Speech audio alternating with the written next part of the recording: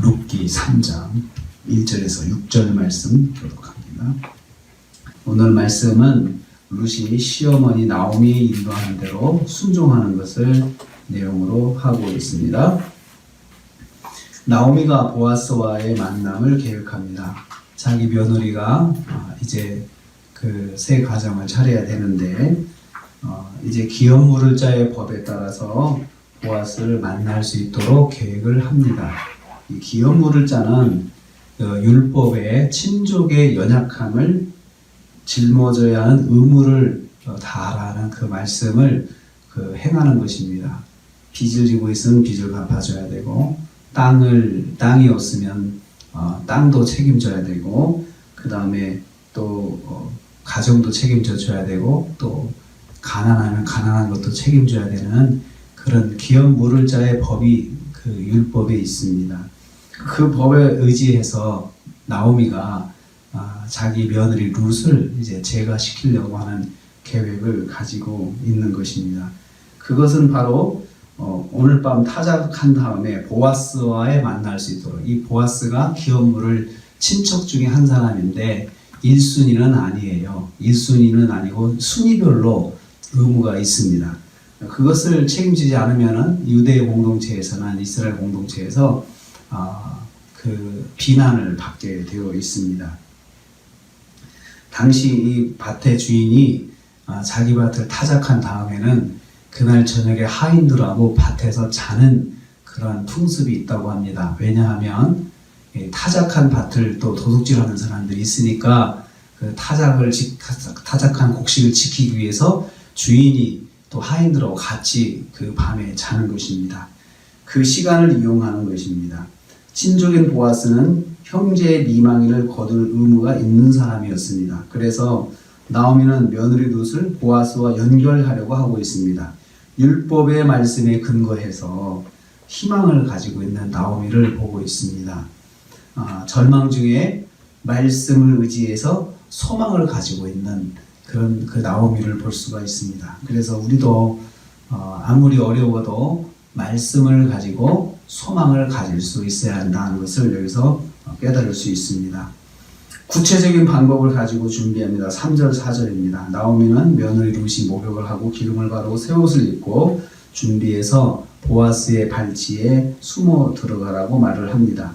사람들의 눈에 보이지 않고 숨어 들어가 몰래 보아스의 그 발치에 이불 속으로 들어가라라고 지시를 합니다. 그러면 보아스가 룻에게 해야 할 일을 알려줄 것이다. 4절에. 그러면 보아스가 지혜로운 사람이고 덕망 있는 사람인데 너에게 어떻게 해야 할지 가르쳐 줄 것이다 라고 그렇게 소망을 가집니다. 보아스를 믿고 보아스의 인격을 믿고 해보는 거죠.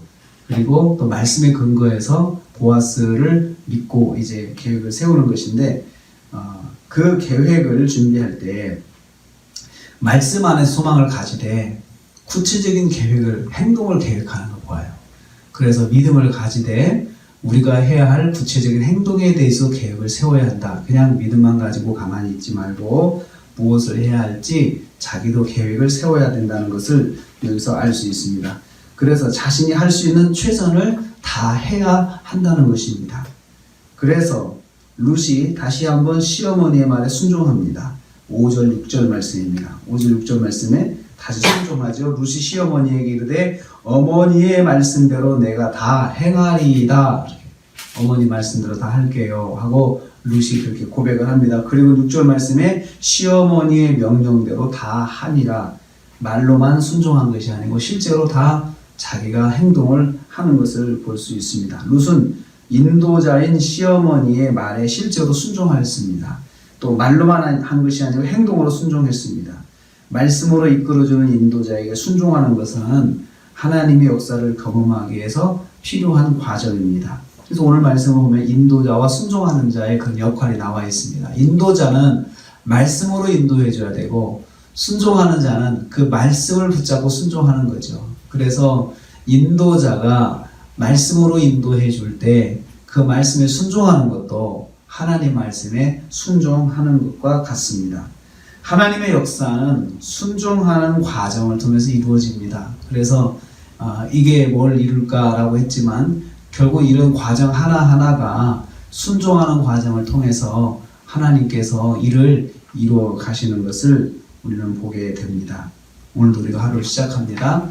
첫째는 우리가 좋은 인도자가 되기를 원합니다. 말씀 안에서 또 같은 성도를 말씀으로 잘 인도해주는 인도자가 되기를 원하고요. 또 인도자의 인도에 순종하는 것, 그 말씀대로 인도해주는 것을 순종하는 것도 하나님의 말씀에 순종하는 것입니다. 우리는 교회 안에서 좋은 목사님들이 계십니다. 목사님이 계시는데 목사님의 말씀을 인도하는 것을 우리는 하나님의 말씀으로 듣죠. 그래서 인도자의 말씀이 하나님의 말씀으로 선포될 때 그 말씀을 순종하는 것도 하나님의 말씀에 순종하는 것입니다. 목사님 개인에게 순종하는 것이 아니고 하나님의 말씀에 순종하는 것입니다. 또 우리도 좋은 인도자가 되어야 합니다. 구역 식구들, 또 다락방의 식구들, 이게 좋은 말씀으로, 하나님 말씀으로 인도해줘서 또 권면해주고 또 그렇게 해야 합니다. 그럴 때 하나님의 역사가 일어나는 것입니다. 오늘 하루 하나님 말씀 안에 순종하고 또 좋은 인도자로서 우리 하루를 지내시는 저와 여러분 되시기를 주님의 이름으로 축복합니다. 하나님 감사합니다.